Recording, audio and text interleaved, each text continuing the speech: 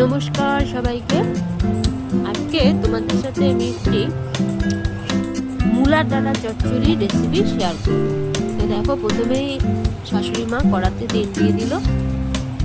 এরপর এখানে কাঁচা লঙ্কা চেরা আর কয়েকটা রসুন সোমবার দিল, এবং তার সাথে এখানে কালো জিরাও তোমরা দিতে পারো। এই যে কালো জিরা দিতে,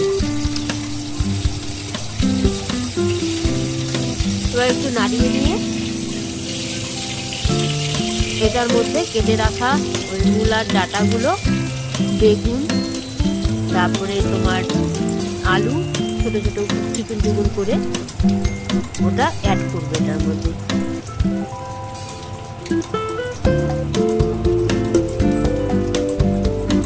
তো বেগুন, মূলার ডাঁটা আর আলু অ্যাড করে দিল, দিয়ে একটু নাড়িয়ে নিয়ে এর মধ্যে পরিমাণ মতো হলুদ আর লবণ দেবে।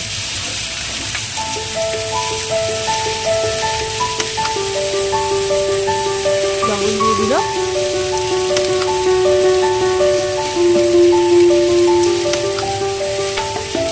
হলুদ দিয়ে দিচ্ছে, দিয়ে এটাকে আবার একটু নাড়াবে।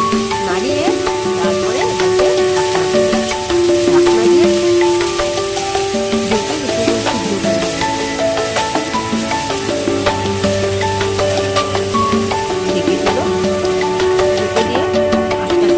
দিয়ে আবার ঢাকনা দিয়ে নাড়িয়ে দিচ্ছে।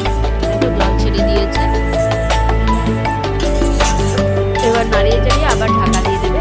ঢাকনা আবার খুলবে, তুলে নেওয়ার পরে আবার নাড়াবে।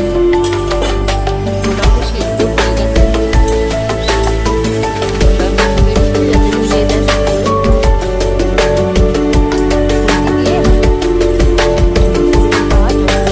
না মিশে ভালো লাগে না।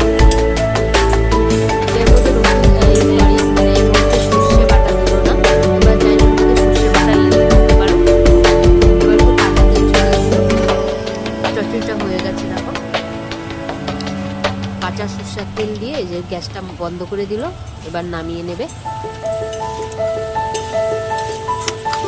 কোনো মশলা ইউজ হলো না, কিচ্ছু হলো না, খেতে কিন্তু দারুণ লাগে।